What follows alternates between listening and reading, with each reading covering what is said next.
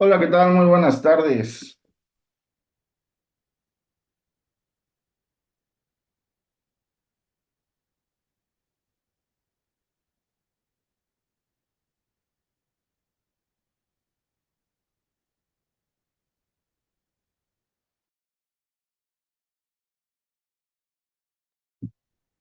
Buenas tardes. ¿Sí me escucha?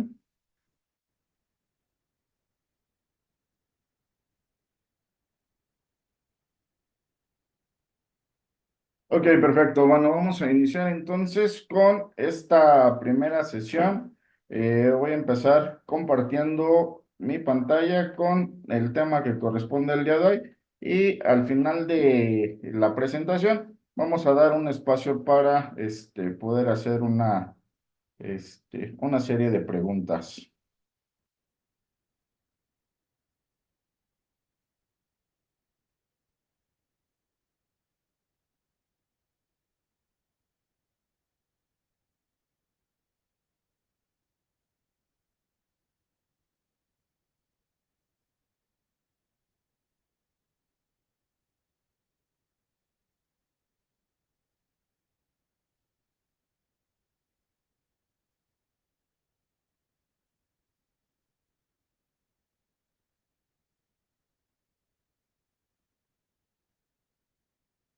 Bueno, iniciamos esta sesión, entonces sean bienvenidos a nuestra primera sesión que corresponde a nuestra materia de lo que es macroeconomía y vamos a iniciar prácticamente hablando de qué es lo que es macroeconomía.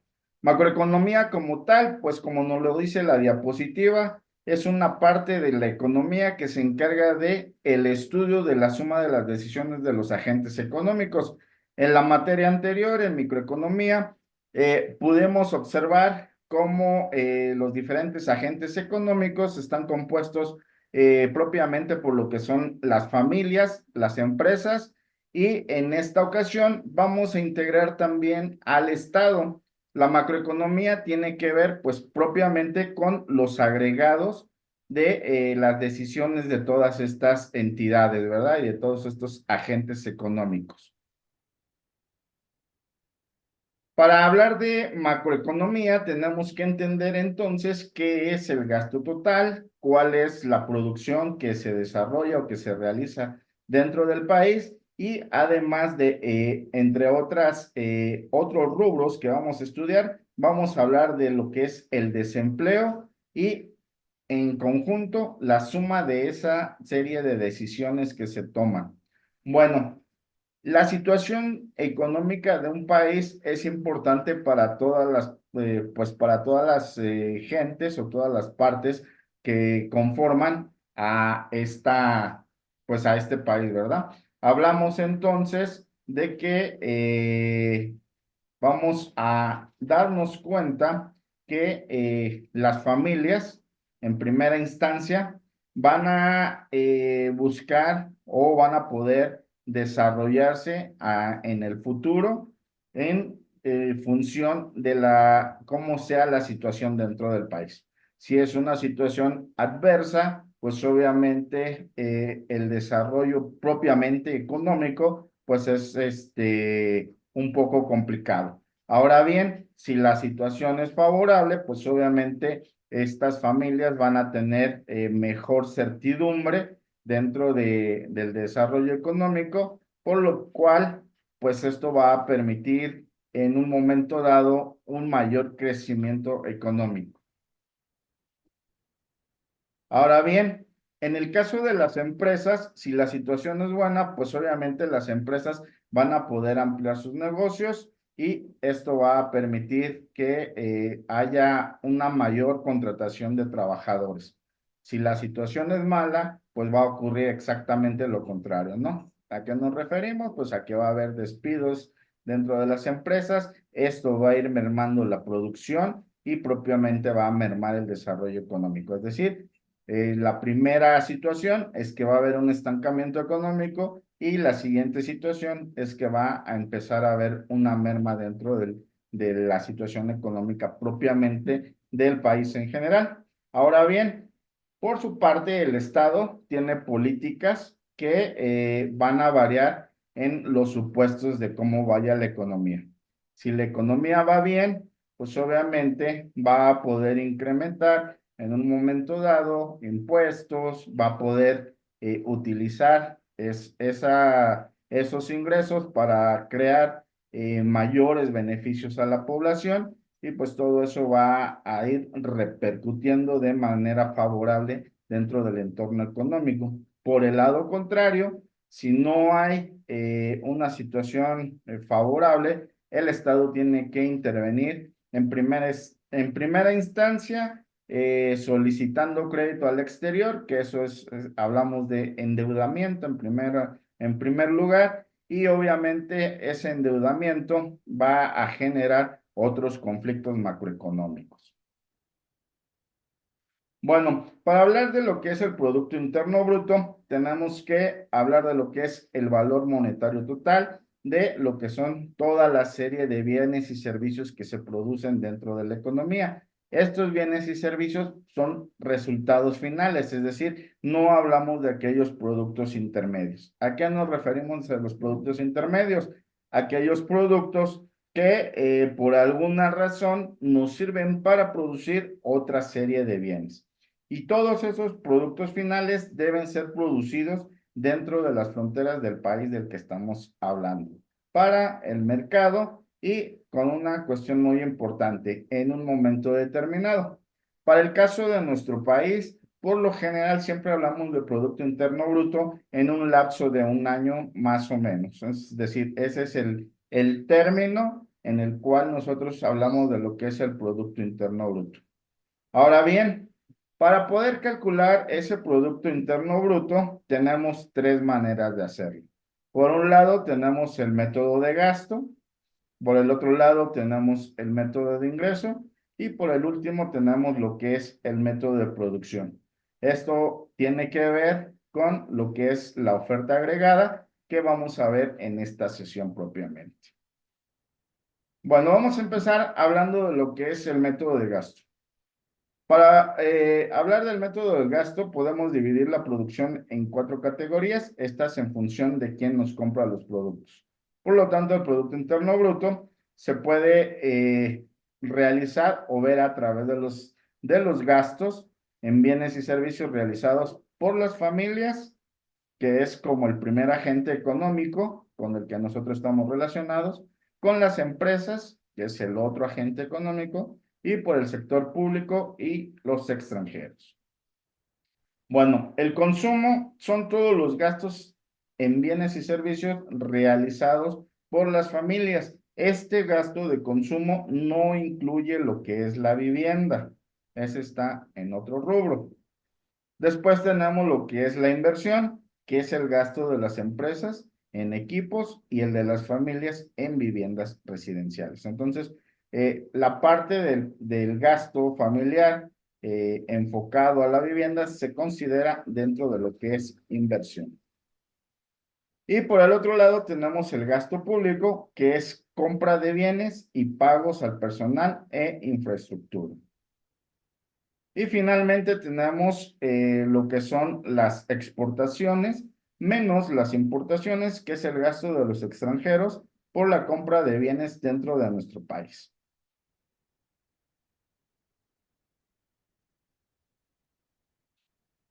Ahora, por el otro lado tenemos la otra manera de encontrar o de conocer lo que es el Producto Interno Bruto, es por el método de renta, y esta es la suma de todos los ingresos o rentas que reciben las familias por prestar los factores productivos. Entonces tenemos en primera instancia que el interno bruto es igual a los salarios, es decir, a las rentas que reciben los trabajadores por su trabajo, más los alquileres, que son las rentas recibidas por el alquiler de terrenos y de otras propiedades. Así como los intereses, que en este caso son las rentas obtenidas por quienes prestan sus ahorros a las empresas y el Estado.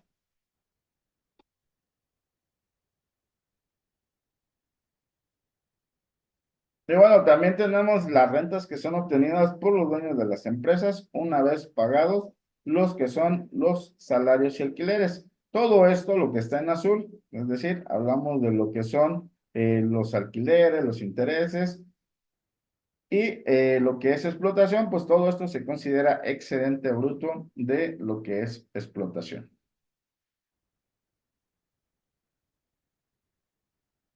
Bueno, y por último tenemos el método de producción, el cual es la suma del valor agregado de todas las empresas.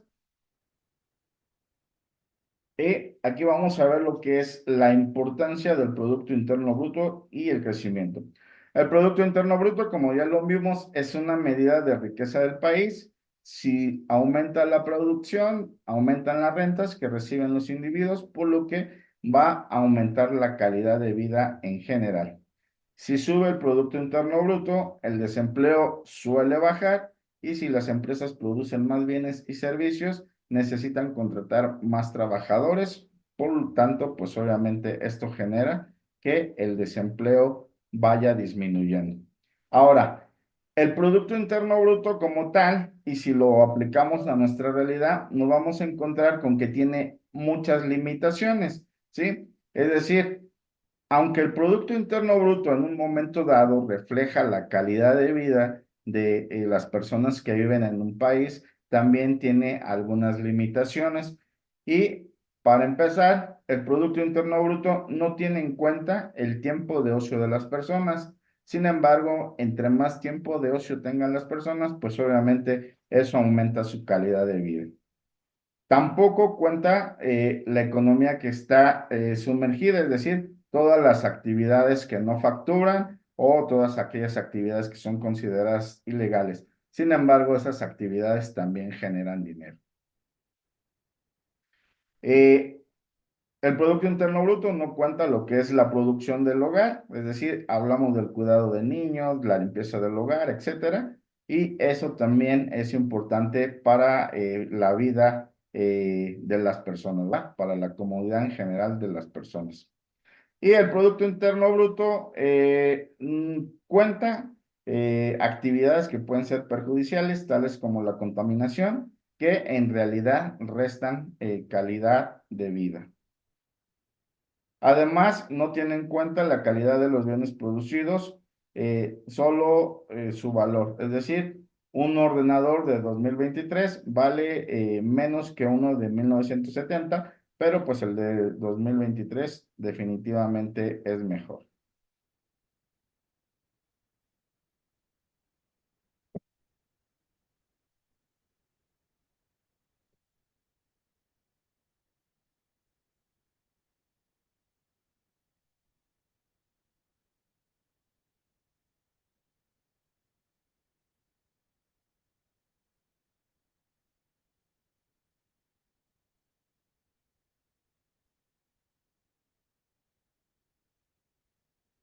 Bueno, y entonces lo que sigue es demanda agregada, que es parte de lo que ya hemos visto de lo que es el Producto Interno Bruto. La demanda agregada es la cantidad total que están dispuestos a gastar los consumidores, tanto las empresas, extranjeros y el Estado en un momento dado, y es la suma del consumo, la inversión, el gasto público y las exportaciones netas. Es decir, todo esto es el gasto total. Entonces, la demanda agregada es igual a, como ya lo mencioné anteriormente, es el consumo más la inversión, más el gasto público, más las exportaciones netas. Y como puedes ver, la demanda agregada coincide con el Producto Interno Bruto. ¿Por qué? Porque ya dijimos que el Producto Interno Bruto lo podíamos calcular de tres maneras distintas. Una de ellas es el método de gasto, es decir, la suma del gasto de los cuatro agentes económicos mencionados. Bueno, ahora nos toca entonces hablar de lo que es la curva de la demanda agregada. Y esta curva nos indica la cantidad demandada de bienes y servicios de todos los agentes económicos para cada nivel de precios. Como vimos en microeconomía, una vez que se van dando ciertos factores, Estos se van a poder localizar en un plano cartesiano y esa serie de precios en microeconomía hablábamos únicamente de el precio de una mercancía y de qué cantidad estaban dispuestos, por un lado, los oferentes a poner en el mercado a determinados precios y encontramos el precio de equilibrio con el precio de los consumidores, es decir, encontramos un punto en el cual los consumidores estaban dispuestos a pagar ese precio. En este caso, la curva de la demanda agregada es similar, nada más que acá hablamos de precios medios, es decir, dado que hay una serie de empresas o de una gran cantidad de empresas, pues obviamente las empresas ofrecen sus productos a diferentes precios. Por lo tanto, tenemos un precio promedio y obviamente el equilibrio se encuentra en un punto promedio. Entonces, el primer punto nos dice que la producción es sobre el conjunto de la economía, es decir, demanda de todos los bienes y servicios que se producen. Hablamos de toda la serie de productos que podemos encontrar dentro de la economía. Los precios no se refieren a un único bien al nivel medio de precios, es decir, el precio medio de todos los bienes que se intercambian en una economía. Es decir, pues lo que acabo de explicar, ¿no? Dado que hablamos de varios productos y de varios precios, al final de cuentas nos referimos a un precio medio de esos productos. Bueno, y ahora vamos a ver cómo se dan los cambios en la demanda agregada. La demanda agregada va a cambiar siempre que se produzca una variación en alguno de los cuatro componentes. ¿Cuáles son los componentes? Ya lo vimos. Vimos lo que es el consumo, vimos lo que es la inversión, vimos lo que es gasto público y lo que son las exportaciones netas. Entonces, si baja el nivel medio de precios de la economía, los agentes económicos tienen un mayor poder adquisitivo, ya que ahora van a poder comprar más cosas con su renta y la demanda agregada va a subir. Si los precios suben, pues obviamente la demanda agregada va a disminuir. Ahora bien, si las empresas consideran que la economía va a ir bien, van a aumentar su inversión. Si los ciudadanos piensan que en el futuro van a ganar más dinero, van a incrementar su consumo. Por lo tanto, si mejoran las expectativas, va a aumentar la demanda agregada. Y si las expectativas empeoran, la demanda agregada bajará. Bueno, ¿cómo podemos ver esto? Generalmente lo podemos ver en prácticamente en dos meses dentro de nuestra economía. En diciembre, generalmente, la población recibe aguinaldos, recibe primas vacacionales, el salario completo del mes de diciembre, y obviamente durante ese mes es un mes donde todo el mundo tiene dinero y tiene pues buenas expectativas, ¿verdad? Por lo tanto, generalmente durante diciembre hay una gran cantidad de gasto y la economía tiende a estar en un pico, es decir, está en un punto muy alto de consumo. Sin embargo, pasando diciembre, pasando esa fiebre de diciembre, empieza la famosa cuesta de enero, ¿verdad? Donde pues la mayoría de gente ha gastado todos sus ingresos y obviamente empieza prácticamente la recuperación del año y en enero nos damos cuenta que pues mucha gente no ahorró lo suficiente para sobrevivir o subsistir durante enero y entonces pues viene una caída drástica del consumo, ¿verdad? Durante enero generalmente el consumo disminuye bastante. Eso pues obviamente lo aplicamos a un punto específico en tiempo de nuestra economía. Aunque durante los años ha ido variando esta situación, la realidad es que se mantiene más o menos esa tendencia, que sería un ejemplo muy claro de cómo es que se incrementa la demanda agregada y cómo es que disminuye. Bueno, por el otro lado, la riqueza nos muestra las propiedades o activos que tienen las personas. Cuando el valor de estos aumenta, aumenta el consumo y aumenta la demanda agregada. Si la riqueza baja, el consumo y la demanda agregada bajarán. Y la política monetaria, al bajar los tipos de intereses, familias y empresas piden más dinero prestado, lo que aumenta el consumo y la inversión. Y esto va a permitir que se aumente la demanda agregada. Si los tipos de intereses suben, se pide menos dinero prestado y obviamente va a disminuir lo que es la demanda agregada. Y finalmente, la política fiscal, si el gobierno decide aumentar los gastos, la demanda agregada va a aumentar, y si disminuye el gasto público, pues obviamente esto va a pasar justo lo contrario. La política fiscal del Estado también incluye los impuestos y las transferencias. Si el Estado baja los impuestos, si aumenta las transferencias, las familias van a tener más renta y esto va a permitir incrementar su consumo y las empresas van a incrementar su inversión. Y obviamente la demanda agregada va a aumentar. Si suben los impuestos y bajan las transferencias, pues obviamente la demanda agregada va a disminuir. Entonces, si aumentan las exportaciones, va a haber un mayor gasto dentro del país y va a aumentar lo que es demanda agregada.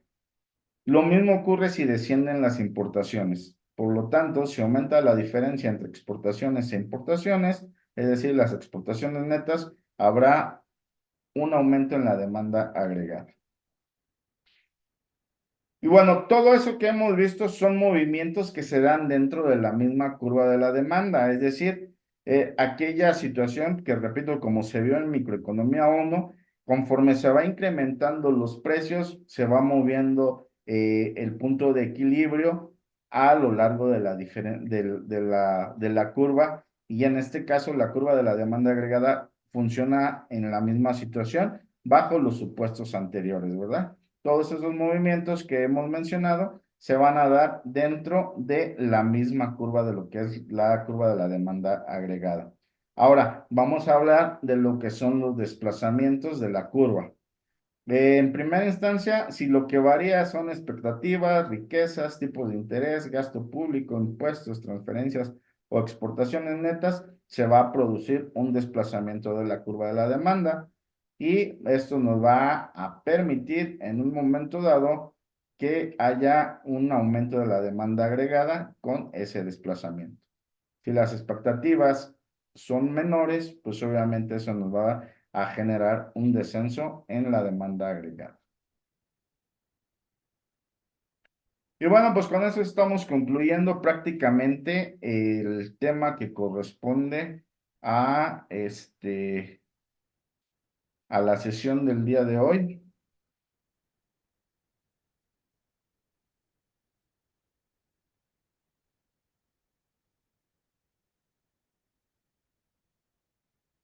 Y básicamente eso sería. No sé si haya alguna duda en relación a las actividades que quedaron por ahí en plataforma, alguna duda con la parte del proyecto final.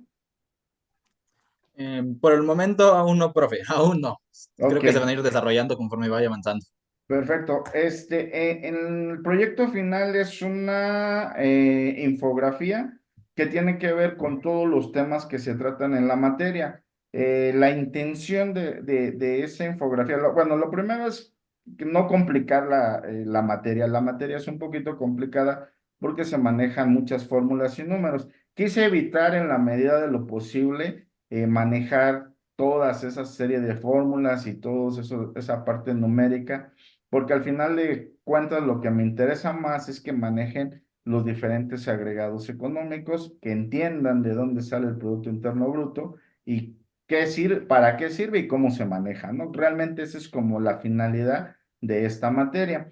Y entonces en la infografía la intención es eso, ¿no? Que pongan con imágenes y con un poco de texto, o sea, sin agrandar mucha información, la parte de los temas que se tratan en la materia, que ese proyecto final vale el 90%, y las actividades, pues obviamente es propiamente para que comprendan la materia, ¿no? Que son la investigación del Producto Interno Bruto del año pasado, del 2022, perdón, porque les pedí el 2022, porque el 2023 todavía no está completo. Entonces, el 2022 es más fácil que lo encuentren, y entonces sí que tengan como una idea de eso, y obviamente pues hacer pues las actividades que están ahí, ¿no? Que no están tan complicadas.